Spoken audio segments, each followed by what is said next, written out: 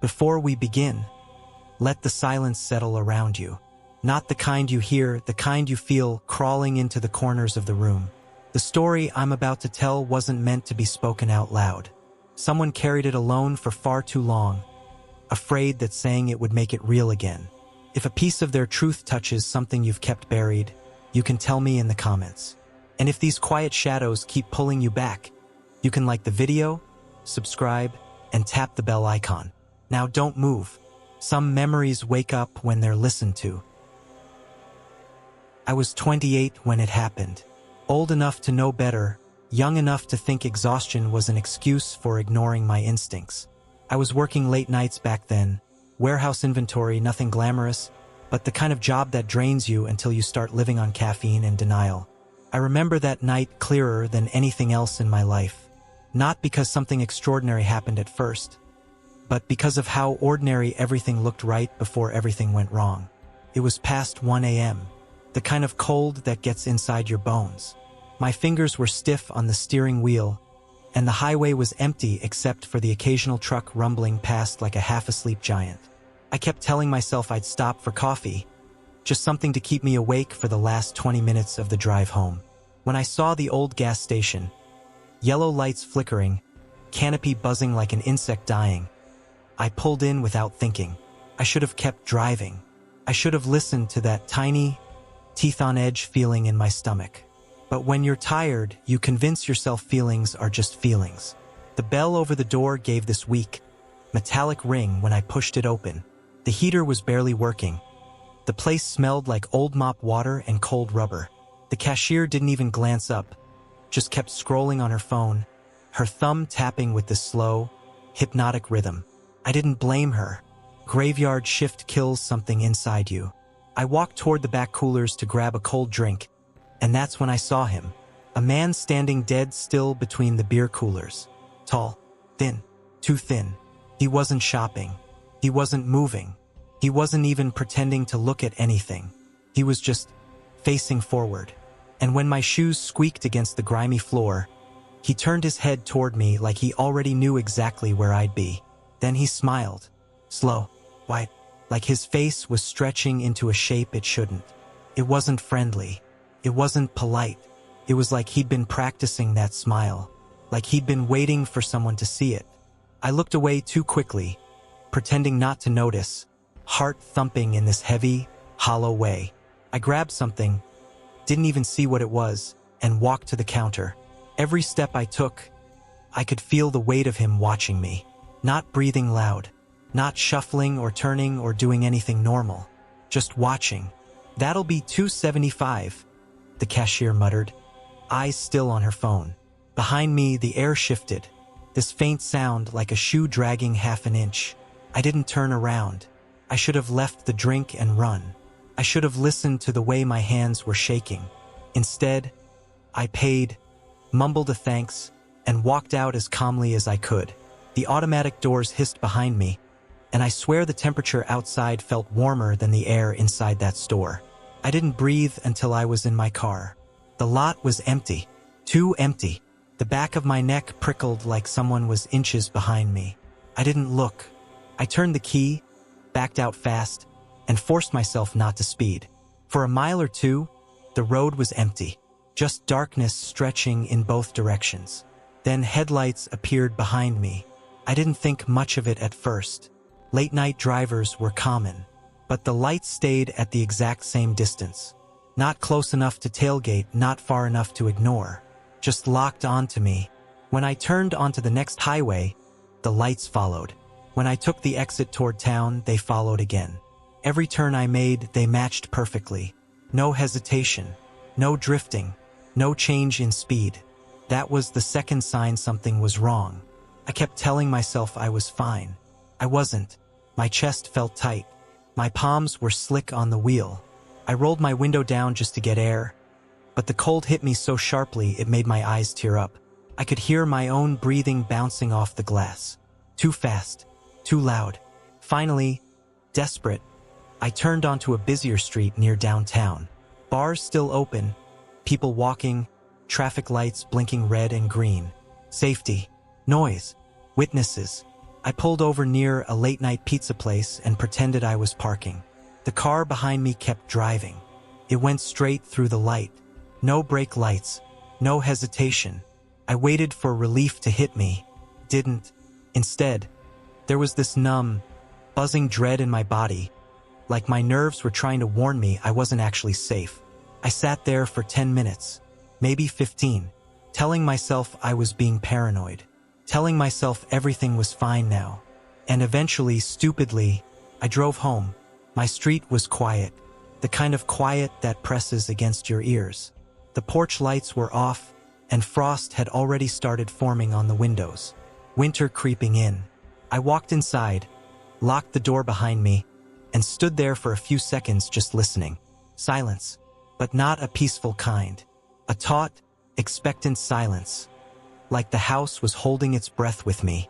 I showered, ate something, tried to shake off the night. I even laughed at myself at one point, calling myself dramatic under my breath. Then I walked into my bedroom. The lamp was off, the curtains open. Moonlight spilled over the frost on the inside of the glass. At first, it was just a pattern, streaks of frozen condensation. Then my eyes adjusted, and I saw it. A smile, dragged into the frost with a finger. Too wide, too long. Lines pressed deep into the ice like whoever made it took their time. My mouth went dry. My heartbeat turned into the sharp pounding in my ears. The air in the room felt colder than outside. Heavy, metallic, biting at my skin. I stepped back so fast I hit the dresser. Something rattled. Picture frame fell. I couldn't move. I just stood there staring at that smile carved right where my face would have been if I'd been sleeping. Then, God, I wish I imagined this. The frost shifted, just a little, like breath had fogged the inside of the glass. A warm exhale hitting cold surface. I didn't wait for anything else. I ran. Down the hall, out the door, barefoot on frozen concrete, my breath ripping out in white clouds. I didn't stop until I reached the neighbor's yard and started pounding like my life depended on it. It did. The police searched the house. They said no windows were broken, no locks were picked, no footprints in the frost outside, no signs of forced entry. They acted like the smile was a prank, something condensation just made. They didn't see the pressure lines. They didn't see how deep it was. They didn't feel that sharp cold in the room that didn't match the rest of the house. I moved out 2 days later. I still don't know who he was, or what he was, but I know he followed me off that highway. I know he found a way inside without opening anything. And I know he's not gone, because sometimes, late at night, when I'm passing a store window or a parked car, I catch a reflection behind me, tall, thin, still, smiling.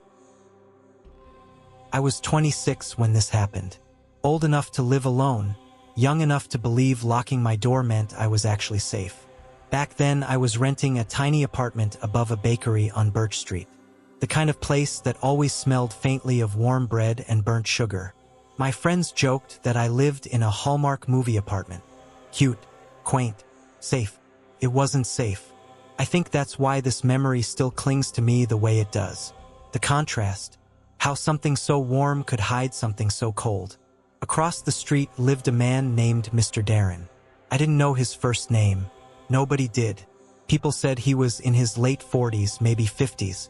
Thin, pale, always wearing the same gray sweater, even in summer.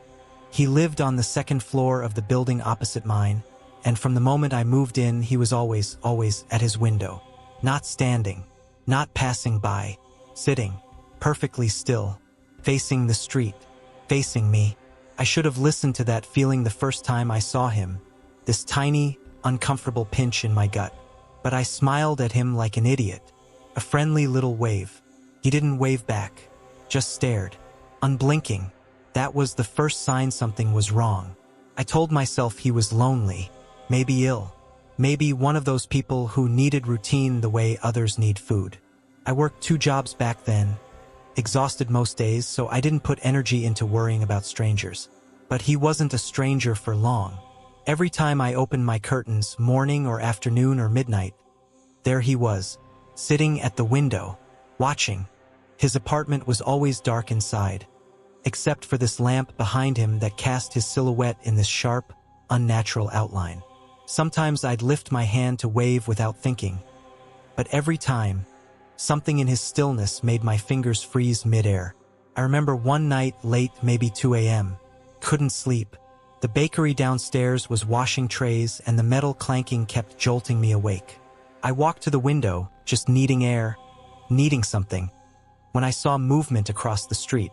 Not him waving, not him shifting, just leaning closer. His face pressed so near the glass I could see the outline of his nose in the fog of his breath. I stepped back like I'd been burned. I told myself I was imagining things. I wasn't. The unease grew slowly. A drawer I didn't remember opening. Picture frame on the floor even though I hadn't touched it. The faint smell of old wood and something metallic, like cold pennies. When I walked into my bedroom some nights. Stress, I told myself. Probably stress. Then came the night that killed every illusion I had about being safe. I had worked a double shift. My hair smelled like espresso and dish soap. My legs ached so badly I limped up the stairs. When I reached my door, I froze. It was open. Just a crack. Barely, but open. My throat tightened instantly. The hallway was cold. Colder than it should have been. A draft pushed against the door, carrying a smell I still can't forget. Something like damp fabric and stale breath. I leaned my head in. "Hello!" My voice cracked. No answer. Nothing was out of place. Nothing stolen. Keys still on the hook. Wallet still on the counter. The air, though, the air felt wrong. Heavy. Like someone had just been there. Like someone had just left. I walked into my bedroom, heart hammering so violently it made my fingers shake. And on my pillow, sitting so neatly it almost looked intentional, was a Polaroid.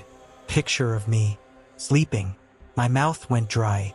My knees almost buckled. The photo was grainy, but the angle was unmistakable. It was taken from inside my room, from the foot of my bed, close enough to see the tiny freckles on my cheek, close enough to hear me breathing. My hands were ice cold when I flipped it over. No writing, no fingerprint smudges, no clue, just me vulnerable, unaware. I looked up, instinctively, toward the window, and for the first time in months, maybe years, Mr. Darren's window was pitch black. The lamp was off.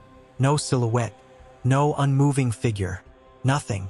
That was the moment the fear finally settled into my bones. I backed out of the apartment so fast I hit my shoulder on the doorway.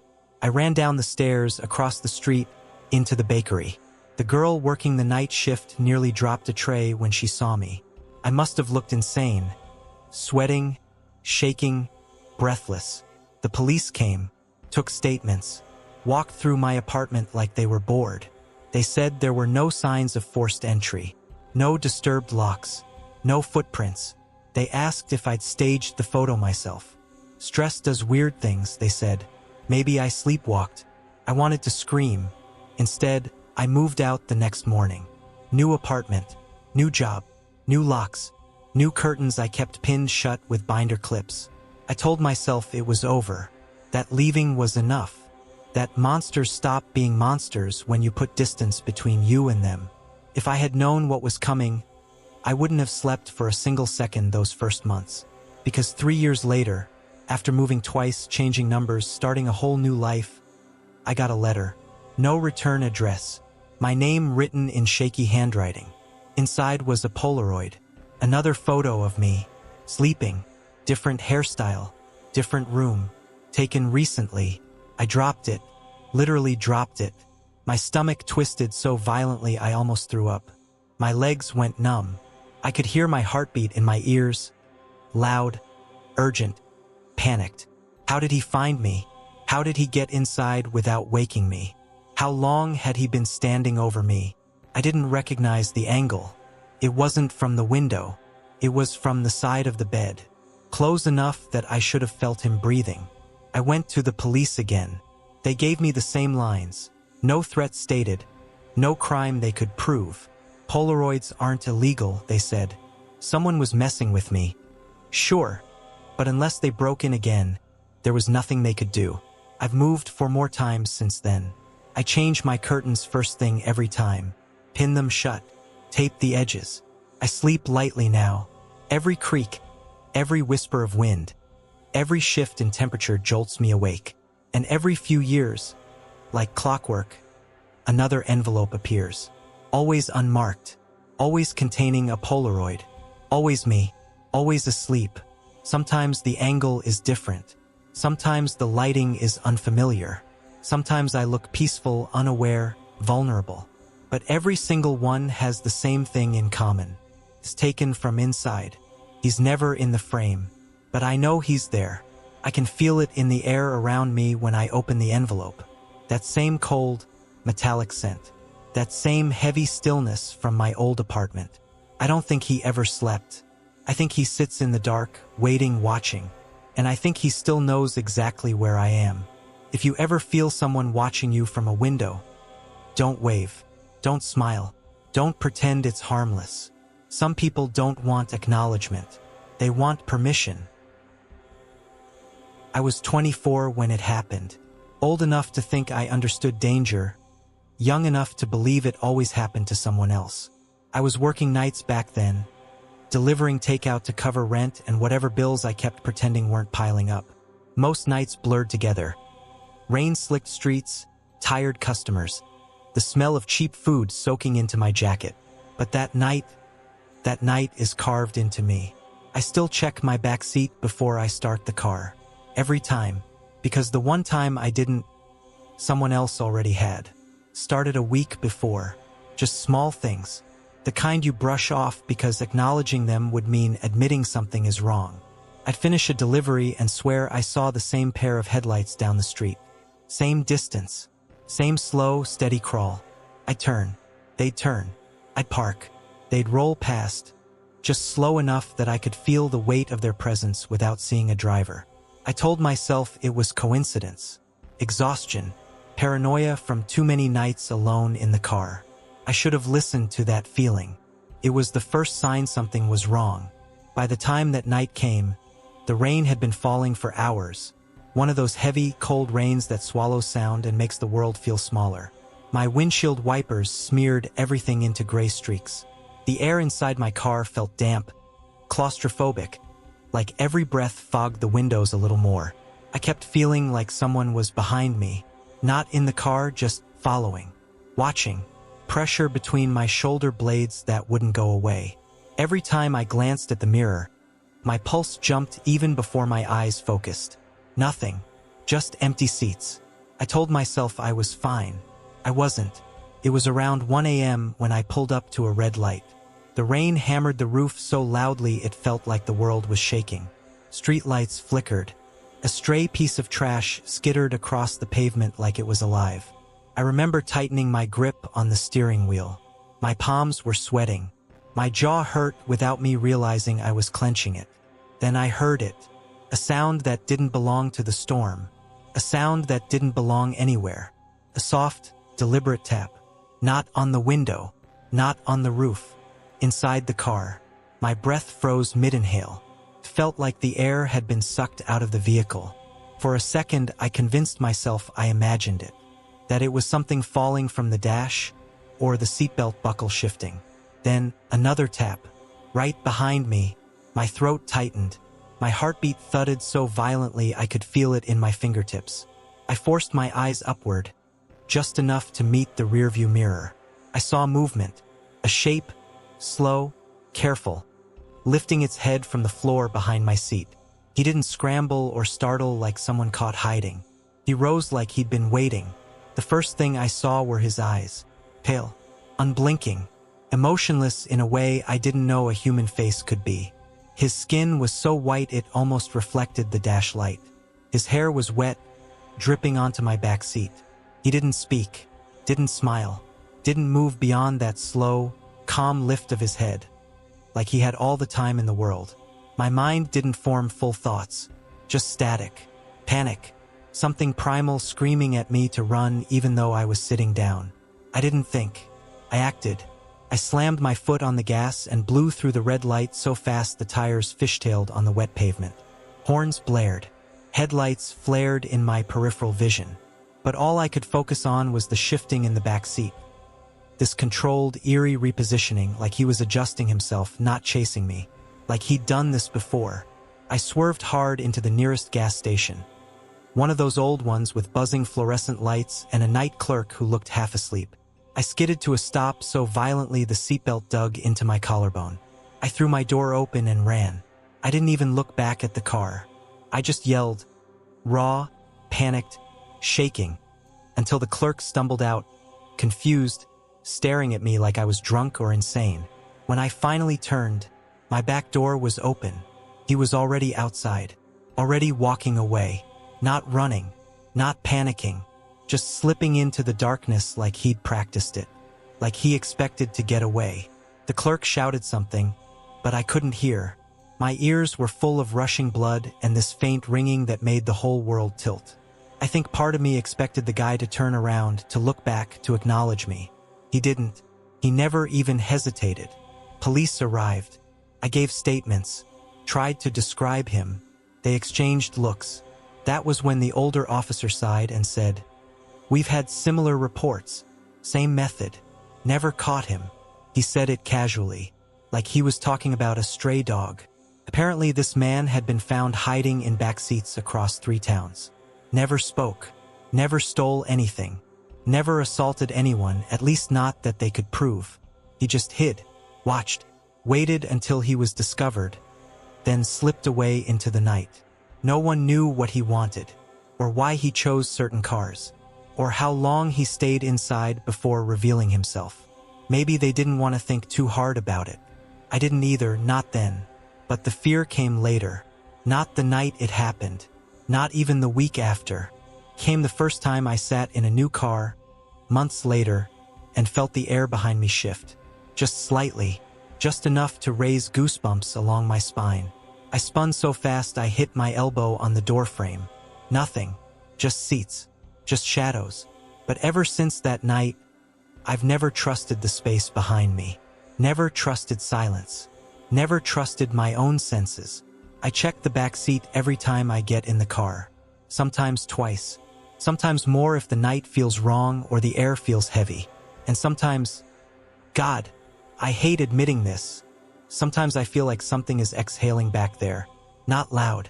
Just a faint, cold whisper of air across my neck. Maybe it's paranoia. Maybe it's trauma. Or maybe he wasn't working alone. Maybe the one I saw was just the one who wanted to be seen. If you take anything from this, take this. Check your back seat. Every time. Because once in your life, someone might already be there. I still avoid walking alone at dusk. Even now, years later, even in a different city. Because that's when she first appeared.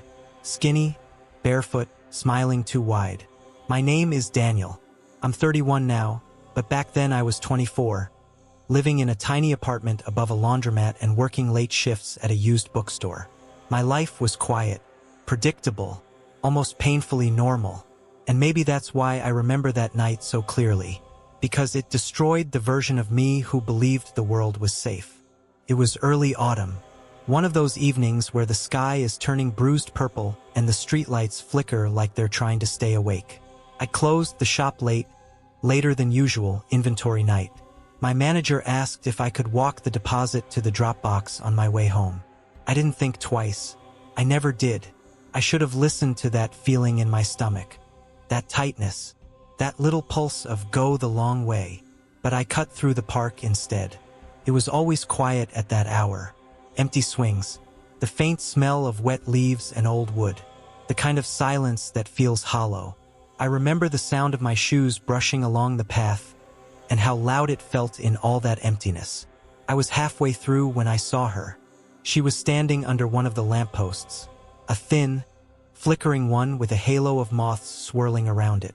She wasn't moving, not even shifting her weight, just standing there, barefoot, skin pale like she hadn't seen daylight in years. And she was smiling, not a warm smile, not a nervous one, the kind you see painted on theater masks, too wide, too stretched, frozen. And her eyes, God, she didn't blink, not once. For a second, I convinced myself she wasn't looking at me. Maybe she was just staring into space. Maybe drunk. Maybe lost. Maybe anything except what my instincts were screaming. I stepped to the side. Her head tilted. Just her head. Her body didn't move. Her eyes stayed locked on me. That was the first sign something was wrong. I swallowed, forced my legs to keep walking.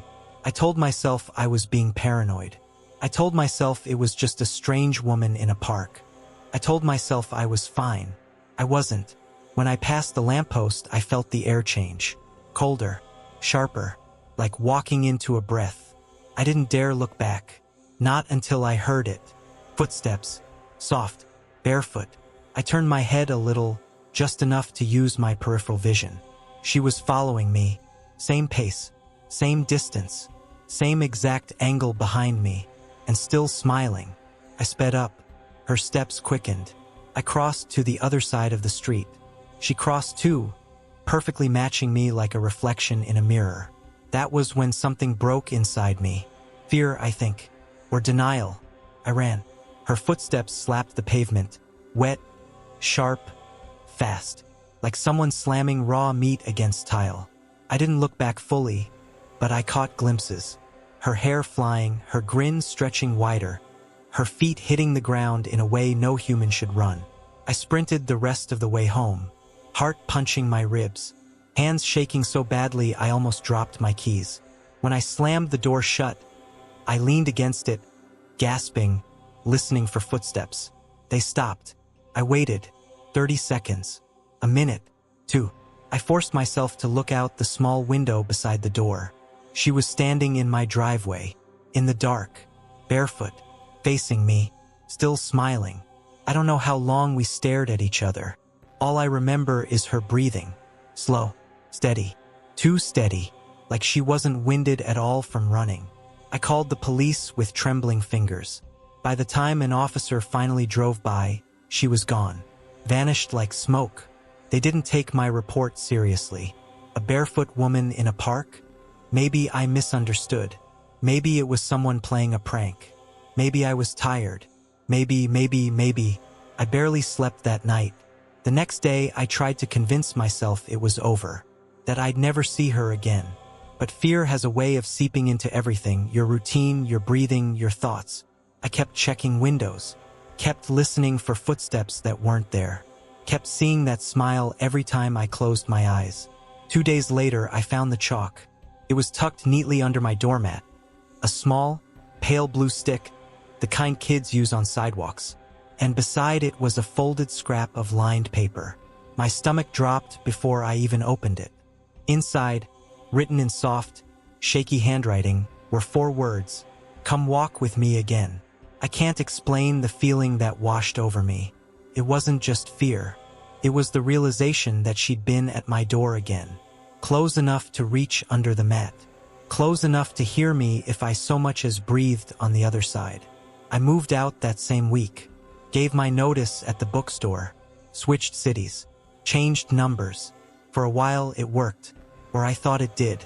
Months passed. I convinced myself I was healing. I picked up a new job. A better apartment. Saw a therapist who said it was a stress hallucination triggered by exhaustion. But every time dusk rolled in, every time the sky faded to that ugly purple, I felt watched. I ignored it. I told myself I was fine. I wasn't. The last time I heard her, I hadn't even realized I'd fallen back into old habits. I was walking home from the bus stop, hands stuffed in my jacket pockets, head down. It was only a 5-minute walk. Nothing unusual. Then I heard it. Behind me, soft, barefoot, slap, slap, slap. I didn't turn around. Couldn't. My body locked. My throat tightened. My eyes started to sting. And then, she whispered. Not loud, not close, but near enough that I felt the words graze the back of my neck. Walk with me. I don't remember getting home. I don't remember unlocking my door. I just remember collapsing on the floor and shaking so hard my teeth hurt. That was 2 years ago. I haven't walked alone at dusk since. I take cabs everywhere now. I keep my curtains drawn. I live on the 3rd floor and still check the peephole before I open my door. People tell me I'm paranoid. Maybe they're right. But paranoia doesn't leave chalk under your doormat. Paranoia doesn't stand in your driveway smiling. Paranoia doesn't whisper your nightmares into your ear. I don't know what she wanted. I don't know what she still wants. But sometimes, on quiet evenings when the sky turns the color of bruises, I swear I hear it again. Barefoot steps, matching mine. Slow, deliberate. The sound of someone walking just close enough to follow, but never close enough to see. If you ever feel someone behind you at dusk, don't look back. She likes when you do. I still dream about the locks. Rows of them. Deadbolts, chains, bars, layered over each other like the house was trying to keep something in, not out. My name is Marcus. I'm 32 now, but this happened when I was 27. Back when I worked at a small IT office where everyone pretended they were friends but barely knew each other's last names. I wasn't close to anyone there, not really, but I'd always been the guy who said yes. The one who covered shifts. The one who helped people move. The one who never said no because no made people look at you different. That's how I ended up house sitting for Eric. He wasn't even someone I liked. He was just the guy who talked about protein shakes and crypto too loudly. But he offered me $200 to watch his place for 3 nights while he flew out to deal with family stuff. I was behind on rent. $200 meant groceries. Sometimes I think about that. How cheap my safety was. How easily I walked into that house and locked myself inside with something I didn't understand. I should have listened to that feeling. That small, tight knot in my chest when he handed me the keyring. 4 keys, all different shapes. That's a lot of locks, I said, trying to laugh. He didn't laugh back. Old house, he said. Bad history. Ignore the locks. Make sure they're all shut at night. That should have been my warning. No normal house needs 7 locks on a single door. I drove over right after work. The place was farther out of town than I expected. Half swallowed by trees and sitting crooked on its foundation, like the earth was trying to pull it under. It smelled like damp wood and cold metal the moment I stepped in. The kind of smell old basements have. The kind that stays on your clothes. I remember standing in the entryway staring at the main door. 7 locks. For deadbolts, a chain, a sliding bar, and something that looked like it was ripped straight off a medieval dungeon door. My stomach dropped. Still, I told myself it was fine. I told myself old houses settle. I told myself I was being dramatic. I wasn't. The first night, around 1:30 a.m., I heard scratching inside the walls. Not the quick skitter of mice. Not the squeaks of rodents. This was heavier, slower, deliberate. Scraped, paused when I paused, moved when I moved. Like something following me from inside the drywall. I pressed my ear against the plaster. The wall felt cold. Too cold. Like touching a freezer door. And then something pressed back. I stumbled away so hard I nearly tripped. My heart slammed against my ribs. Every instinct screamed to leave. But the house was dark, and the locks. There were so many. I didn't want to stand by that door fumbling with them in the dark while something crawled behind the walls inches from me. So I did what scared people do. I pretended it wasn't real. I shoved a chair under my doorknob and tried to sleep. I managed maybe an hour, because around 2:40, a sound woke me. Click. A lock. One of the 7. I froze. Then another. Click. Then another. Click, click, click. Not fast. Not random. Slow. Even. Like invisible hands testing them one at a time. My breathing went shallow. My skin prickled. I couldn't move. I just lay there listening as each lock shifted in its latch, as if someone on the other side was trying to memorize them. At some point, I passed out from exhaustion. The next morning, I found the locks exactly how I'd left them. Tight, sealed, untouched. But I knew what I'd heard. My hands shook the whole time I made coffee. I should have left right then. Instead, I stayed for night 2. The house felt heavier that evening. Still air. Dust hanging in the sunlight like tiny bodies suspended mid-fall. Every room felt colder than it should have been. I tried distracting myself. TV, music, scrolling on my phone, but the air vents kept exhaling this faint smell of mildew and something else. Something rotten. And the scratching was louder.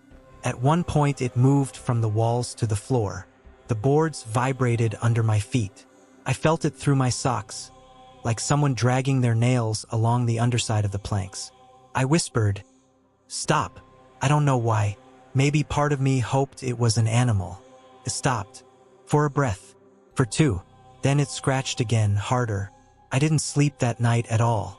I kept all the lights on, pacing the living room like some caged thing.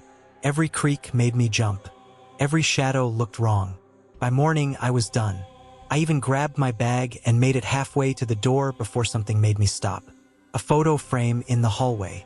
I don't know why I hadn't noticed it before. A family picture, 2 boys and a father. The older boy was Eric. The younger kid, he looked maybe 12. Same eyes, same forced smile. And then I remembered. Eric had mentioned a brother. He'd said the kid ran away, that nobody knew where he went. But when I really stared at that picture, a chill crept up my spine, because the kid wasn't smiling. Not really. His lips were open just enough that I could see his teeth. His eyes weren't looking at the camera, they were looking slightly off to the side, toward something else in the room, something behind the photographer. I found the basement key on the ring. I don't know what possessed me to use it. Curiosity, fear, something deeper. The basement smelled like wet soil and old iron. The air felt thick, almost warm, like breath hanging too close to my face. The stairs creaked under my weight. That was where I found the drawings. Hundreds of them, scattered across the floor, taped to walls, stuffed into corners. Childish pencil sketches. Stick figures in bedrooms. Stick figures behind doors. Stick figures sleeping in beds. And always, a tall, dark figure standing outside the rooms, watching. On the last drawing, the stick figure wasn't outside the room. It was inside. A weight settled in my chest. Heavy. Suffocating. I left the basement shaking. I should have run then. Should have grabbed my keys and never looked back. But instead I stayed one more night. Night 3. The worst one. It started the same way. Scratching. Tapping. The whole house groaning like something was moving through it. But at 3:12 a.m., I heard it. The first lock opened. Click. Then the second. Click. Then the third. Click. I bolted upright. My skin went ice cold. My breath fogged the air. I stumbled into the hallway just in time to hear the fourth lock. Click. My legs nearly gave out. I whispered, "Please, stop, please." But the fifth lock slid open. Then the sixth. The seventh lock paused. Just for a second. Long enough for me to hear breathing on the other side. Not loud. Not angry. Slow. Patient.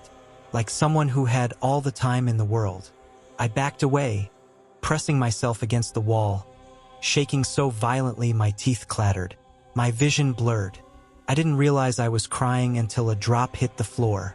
Then, clack, the final lock opened. I didn't wait, didn't look. I ran through the back door, barefoot, sprinting into the freezing night. Branches slapped my arms. Gravel sliced my feet. I didn't stop. Not until I reached the gas station a mile down the road. Police searched the house. Found no signs of forced entry. Found no intruder. Found nothing unusual. But the basement, they sealed it off. Quit my job. Left the state. Haven't spoken to Eric since. I still dream about that night. About the locks opening in perfect sequence. About the breathing on the other side. And sometimes, when I'm half asleep, drifting into that warm dark, I hear it again. Click. Just one lock. Like something finally found me again. Like it's testing the first latch. Waiting for the rest to follow. I still can't answer unknown numbers. Even the ringtone makes my stomach twist now. Because the night it happened, the night everything in me cracked a little. The phone didn't ring like a threat. It rang like any other call. My name is Lena. I was 20 at the time, a second-year college student who thought the worst thing in my life was a physics final. I lived off campus in a small rental house with thin walls and creaking floors. Cheap, quiet, nothing special. I liked that place. I liked the routine, the isolation, the calm. If I'd known what was coming, I never would have stayed there alone. Started small. Little things I brushed off. A shadow that slid across the yard when no one was out there. Footsteps on the porch, soft, hesitant, then nothing when I checked. A faint tapping on the kitchen window one evening that I blamed on tree branches. Even though there weren't any trees close enough, I should have listened to that feeling, that prickle at the back of my neck, that sense of being watched. But stress makes you ignore things, and finals had me barely sleeping. That night, I was hunched over my desk by the window, blue hoodie on, hair tied in a messy bun, highlighter in my mouth while I reread the same paragraph for the 5th time. The room smelled like old books and burnt coffee. My lamp flickered every few minutes because the wiring was terrible. Outside, the street was dead silent, just a pale orange glow from the porch light. I remember feeling heavy, foggy, like my brain was underwater. So when my phone buzzed on the desk, I jumped a little. Unknown number. Normally, I ignored those. Spam calls. Wrong numbers. But I was tired, curious. And that tiny moment of hesitation is the part one still replay. Because I should have let it ring. The second I picked up, someone breathed into the speaker. Slow, wet, like their mouth was too close to the mic. Then a man whispered, "Blue hoodie." My heart stuttered. He continued, voice thin and steady, like he was smiling while trying not to laugh. "Hair in a bun." Sitting by the window, "Don't move." A cold wave washed over me. Not fear at first, confusion. Shock. My eyes flicked to the window reflexively, searching the dark outside. But that was my second mistake. Because he whispered, "Don't look outside. I'm not out there." My blood went ice cold. He started describing things in my room. The posters on my wall. The chipped mug filled with pens. The blanket draped over the back of my chair. His voice was calm. Too calm. Like he'd been rehearsing every sentence. I couldn't speak. Could barely breathe. I stood up slowly, my legs trembling under me, and he whispered, "Good. Stand up. I want to see all of you." I dropped the phone. For a split second, the silence in the room felt alive. Heavy. Watching me, I backed away from the desk, my eyes darting everywhere. The closet, the corner shadows, the hallway. Every dark gap looked like it was hiding someone. My chest tightened until it hurt, because there was one thing he said that didn't make sense. Something he shouldn't have known. The scar on my shoulder. It's tiny. A thin white line I got as a kid tumbling off a bike. I never wear tank tops. I never talk about it. The hoodie covered it completely. But when I picked up the phone again, hands shaking, the whisper slid through the speaker like a knife. "The little scar. Left shoulder. Looks like it hurt." That was the moment the truth slammed into me. He wasn't calling from outside. He wasn't watching from the yard. He was somewhere inside the house. My throat closed. I ran. I didn't stop to grab shoes, keys, anything. I bolted down the hallway, heart pounding so hard I could hear it in my ears. Every step felt too loud, like I was announcing my exact position. I remember the smell. Dust, old carpet, something sour in the air. I remember the cold rush as I yanked the front door open. And I remember the sound, a soft thump, from inside my bedroom, like someone shifting their weight. I didn't look back. I sprinted into the street screaming, barefoot on the pavement, tears blurring the orange glow of the streetlights. A neighbor flicked on their porch light. Someone shouted asking what was wrong. I couldn't get the words out. I could barely get the air in. The police came within minutes. I watched from the curb as they swept through the house with flashlights, their boots thudding on the floors, radios crackling in the cold night air. I kept waiting for them to drag someone out. Some man with dirty clothes and a dead smile. Someone who matched that whisper. But they didn't find him. Not exactly. What they found were handprints. Under my bed. Pressed into the dust like someone had been lying there for hours, palms flat against the floorboards. And in the closet, behind my winter coats, they found an empty snack wrapper I didn't buy. Something half-chewed stuck in the corner. I still remember the officer looking at me with this tight expression, like he didn't want to scare me more than I already was. Whoever it was, they'd been here a while. I moved out that same night, Didn't even go back inside. I finished finals while crashing on a friend's sofa, sleeping with the lights on, jumping every time my phone buzzed. That was 3 years ago. Now I live in an apartment with security cameras and thick doors and neighbors who don't mind checking on me. I tell myself I'm safe, that whoever it was is long gone. But sometimes, late at night, my phone still rings. Unknown number. The screen lights up my dark bedroom and every muscle in my body locks in place. My throat goes dry. My heartbeat crawls up into my ears. I never answer, but the missed calls always come in pairs. One at 3:17 a.m., one at 3:22 a.m., 5 minutes apart. Every time, like someone listening, smiling, waiting for me to pick up again. And the worst part? Deep down, I know it's the same voice. I know he's still out there. And I know he's not calling from outside. He never was. I'm telling you this because people think fear fades, that time heals everything. But that whisper, that cold, steady breath in my ear, I hear it every time my phone rings. I'm 32 now, but I can still smell the damp pine needles from that night. I can still feel the cold air crawling down my spine.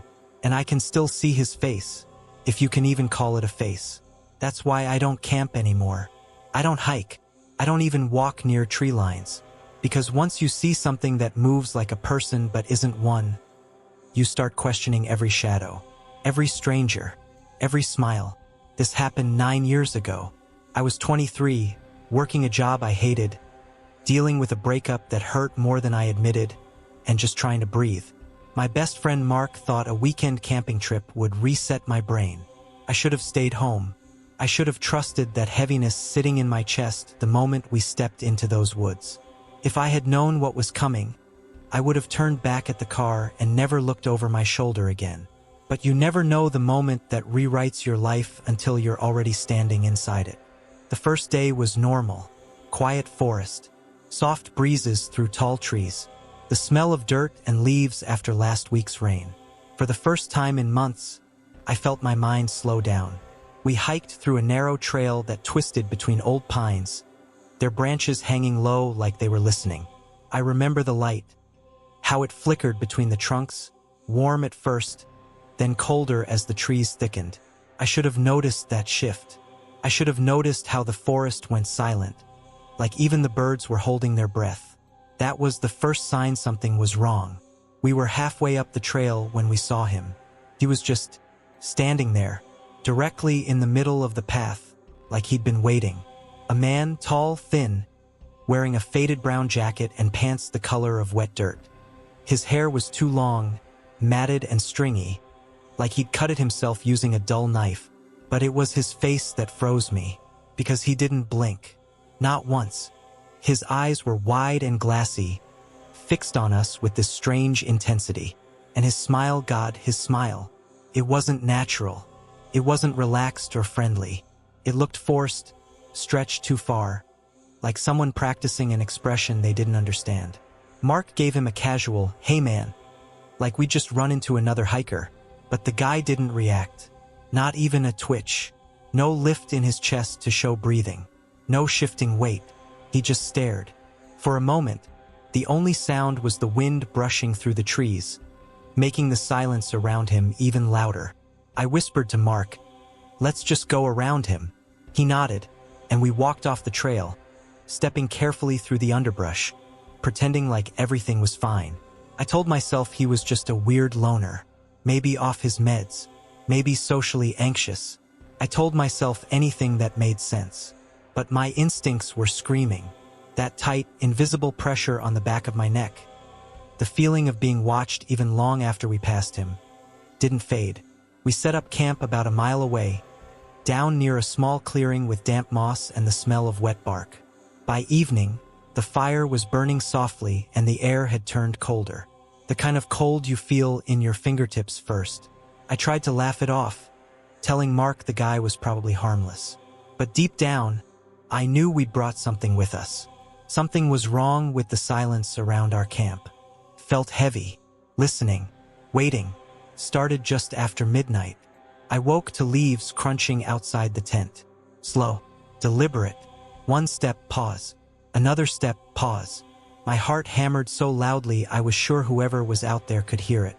I nudged Mark awake, and he froze instantly. We both heard it, the footsteps moving in a slow circle around the tent. The fabric vibrated lightly with each step, brushing sounds, like fingers sliding over nylon. Mark whispered, "Who is that?" But I already knew. I don't know how. I just felt it, deep in my bones. It was him, the man from the trail, the man who never blinked. I reached for the zipper, just enough to peek out. I shouldn't have looked. I still wish I hadn't, because he was standing there, less than 10 feet away. His face lit by the dim glow of the dying fire. Same smile, same unblinking stare. His head tilted just slightly, like he was curious, studying us. His chest still didn't move. No breath, no rise, no fall, just that stare. I pulled back, trying not to make a sound. My hands were shaking so hard the zipper rattled. He heard it. He took one step closer. Slow, heel first, grounding into the dirt. Then another. Each step careful, deliberate, like he was learning how to walk by mimicking something he'd seen before but didn't fully understand. Mark mouthed, "What do we do?" I didn't have an answer. My whole body felt frozen, heavy with dread, like the air itself had thickened. The footsteps stopped directly outside the tent. Then he crouched. I could hear the fabric tighten as his hand pressed against it. His fingers slid down the side of the tent, slow and searching. I could see his shadow, long, distorted, dragging across the thin material. I don't know how long he stayed there. Felt like hours, but maybe it was minutes. Eventually the pressure lifted. The footsteps moved away. Just a few steps. Then silence. A silence so deep it felt like sound itself had died. We didn't sleep. We didn't move until the first gray light of dawn seeped through the trees. When we crawled out, the ground around our tent was covered in footprints. Human-shaped, but wrong. The toes were too long, the arch too curved, and the steps were too far apart, like he moved in slow, exaggerated motions. We packed everything in under 5 minutes. No breakfast, no conversation. We just needed to get out. When we started down the trail, I thought maybe he'd left. Maybe he'd wandered off somewhere else. But half a mile in, Mark grabbed my arm. "Don't look," he whispered. I looked anyway. He was following us, 20 yards back. Same distance every time I checked. He didn't run, didn't rush, just walked. Step, pause. Step, pause. Head tilted, staring. We walked faster. He walked faster. Not running, just matching our speed like it was a game. When the parking lot finally came into view, I felt tears burn in my eyes. I didn't care. I sprinted to the car, threw my pack in, slammed the door. Mark did the same. As soon as the engine started, I looked up one last time. He was standing at the tree line, still smiling, still unblinking, and this time he raised his hand. Not a wave, not a threat, just lifted it slowly, palm facing outward, like he was memorizing us, saving the image for later. We didn't talk on the drive home. We couldn't. Felt like words would make it real. A week later, a ranger called us back. He'd found our campsite. The footprints were still there, but there were more now, leading deeper into the woods, leading away, then circling back, again and again, like someone pacing, waiting, practicing. It's been 9 years. I moved cities, stopped hiking, cut ties with those woods forever. But the nightmares don't care. In them, I'm back in that tent, hearing those footsteps, feeling those fingers brush the fabric, seeing that smile in the firelight. And sometimes, God, I hate admitting this, when I walk past a window at night, I swear I see someone standing just beyond the glass, head tilted, eyes wide, not blinking. If you ever go camping and you meet someone on the trail who doesn't blink, turn around. Don't say hello. Don't be polite. Just leave. Because once something like that notices you, it doesn't forget. I still hear the knocking sometimes. Soft, rhythmic, coming from beneath the floor. My name is Emily. I was 22 then, living in a cramped studio apartment in the city, trying to make rent on a waitress's wage. Babysitting that night was supposed to be simple. Extra cash, a quiet house, and a kid asleep by 9. But it wasn't simple. I remember every detail because that night left a shadow I can't shake. The house was older than it looked from the street, wood groaning with every footstep, the smell of mildew and old varnish thick in the air. The parents greeted me nervously, glancing over their shoulders, muttering rules. Don't go near the basement. Don't open it. No matter what you hear. I nodded, thinking they were overly protective. That should have been my first warning. I set the kid in bed, tucked him under blankets, and told myself I was fine. I wasn't. Hours passed in uneasy quiet. The house settled, and then it started. A soft knock, almost inaudible, beneath the floorboards. I froze, my fingers gripping the armrest of the couch. Knock! Knock! I told myself it was the pipes, the wind, anything. I pressed my ear to the floor. Knock! A whisper, low, trembling. Please, I'm stuck. Let me out. I jerked back. The kid was upstairs, asleep. That voice shouldn't have been there. My chest tightened. Goosebumps crawled up my arms. I walked the floor, checking doors, closets, the windows. Everything seemed normal, but the knocking persisted, steady, patient. It was coming from the basement door. 3 locks, chained, and I felt them pressing into my skin like fingers, cold metal biting my palm as I rested against them. The whisper came again, this time clearer. Emily, help me, please. I stumbled back, heart hammering. I pressed my ear to the wood. There was something wrong. The voice deepened, distorted, unnatural. Not a child, not a person. Something inside the walls, breathing, shifting. My stomach churned, bile rising. I wanted to run, but my instincts fought me, curiosity binding me to that door. A faint vibration hummed through the floor, like someone or something was testing the locks, rattling them slowly, deliberately. I ran upstairs to the kid, clutching him to my chest, trembling. He was still asleep, oblivious to the terror beneath us. I locked the bedroom door, shoving the dresser against it, but the knocking followed, muffled now, a slow rhythm, like a heartbeat from the basement. I called the parents, my voice shaking, almost a scream. The basement, I said. Something's there. They arrived minutes later, calm, too calm, refused to talk, shrugged off my panic, saying it was probably nothing, just the house settling. I looked back at the basement door. The locks hadn't moved, but the air around it felt thick, heavy, like the house itself was holding its breath. I didn't sleep, couldn't. The knocking never stopped entirely in my mind. I left before dawn, never babysat again, but I can't shake it. Sometimes, in quiet buildings, in old apartments, I hear it. The soft rhythm of wood being pressed from below, the whispering voice calling my name. I never learned what was behind that door. I don't want to, and sometimes, when the lights flicker or the wind creaks the siding, I think it's still waiting, still testing, still knocking, patient, calling. I still hear it sometimes, and it always reminds me. Some doors aren't meant to be opened no matter what you hear.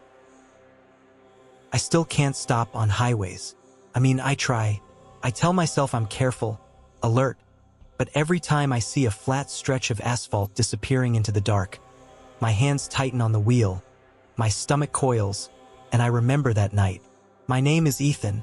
I was 28 then, living in a small town in the Midwest, working long hours at a warehouse to scrape together rent, car payments, bills. Life was ordinary, quiet, predictable. That night should have been ordinary too. Just another drive home after an overtime shift, dark clouds pressing down, the rain slicking the asphalt into mirrors I could barely see through. But ordinary ended when my tire blew. I didn't think much at first, just cursed, pulled over on the shoulder of the deserted highway, the kind of place where the fog folds over the road like wet sheets, where the trees press in, skeletal fingers brushing the edges of your headlights. I grabbed the jack, squatting in the mud, and that's when I saw the truck. No headlights, just the dark outline of it sliding behind me like it had been waiting. A man stepped out, thin, almost too thin, and he smiled. A wide, too wide smile, stretched like it was carved into his face. "Mind if I watch?" he said. His voice was soft, almost friendly, but my gut clenched the instant the words left his lips. I should have listened to that feeling. There had been rumors in town, whispers at the gas station about someone who collected things along the back roads. People joked, half serious, about missing pets, small animals, but nobody explained what collected really meant. And here he was, stepping closer, boots crunching the gravel, eyes locked on mine. I froze. I tried to tell myself he was just a local, maybe bored, maybe curious, but the way he looked at me made the blood in my veins slow, make my chest tight, like the world was squeezing me. He crouched a little, tilted his head, fingers tapping on his knee. "Nice ring," he said, pointing at my hand without breaking his stare. "I collect special things like that." My fingers twitched around the metal. Something about his eyes, they didn't blink. Not once. And I felt it, that cold shiver down my spine. The same one you get when you know the world has tilted and gravity won't save you. I should have run. I told myself I was fine. I wasn't. He started asking questions. Casual at first. Where I worked, where I lived, what I was doing out here in the middle of nowhere at night. But every question was a probe, a way to pin me to the spot. And then he smiled again, wider this time, tilting his head like a predator studying a trapped bird. "I'll trade you something for it," he said, nodding toward my ring. "Something alive." I felt my stomach lurch. My breath hitched.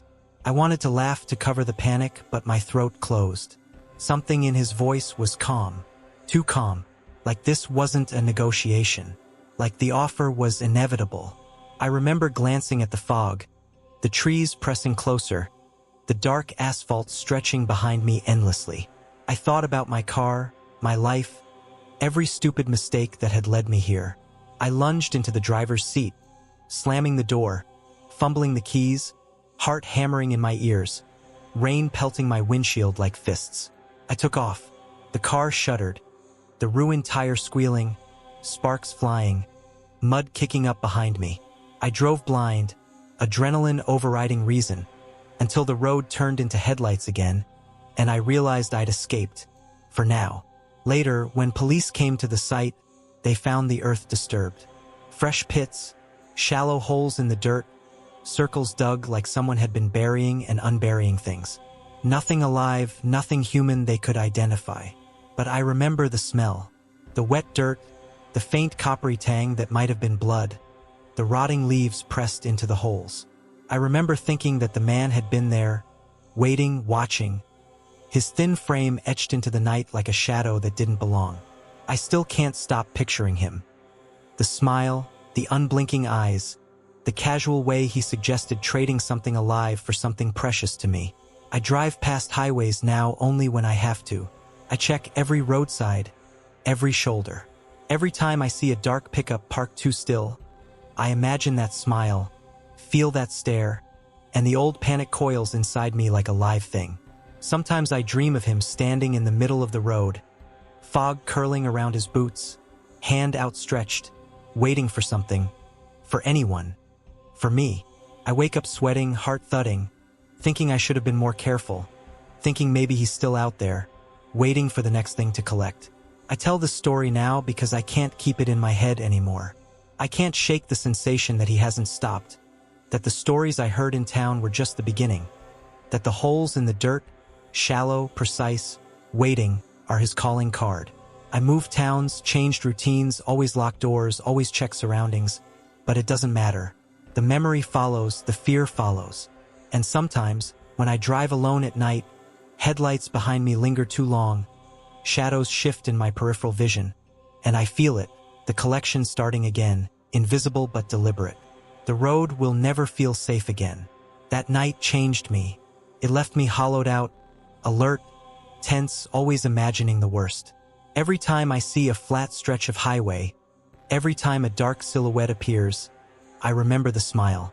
And I know, he's still collecting, somewhere, waiting for someone else's something precious. I was 23, living alone in a cramped apartment in the older part of the city. Cheap rent, thin walls, and a basement laundry room that smelled like damp concrete and mildew. I worked long hours, so evenings were my only quiet time. That night, I was down in the basement, sorting laundry, lights flickering in their usual, uneven rhythm. I remember it so clearly, the hum of the machines, the smell of detergent mixed with the cold, damp air. Everything felt normal until it wasn't. I heard it first as a breath, shallow and wet, behind me. I froze, my heart hammering. I told myself it was someone else doing their laundry, maybe another tenant. The building was old, almost everyone kept to themselves, but still, the sound was too deliberate, too close. I glanced over my shoulder. Nothing. Just shadows, the flickering light playing tricks on me. I shook my head, trying to laugh it off. I told myself I was fine. I wasn't. Weeks before, laundry had been disappearing, shirts, socks, underwear. Items I would leave in the machine and return to find gone.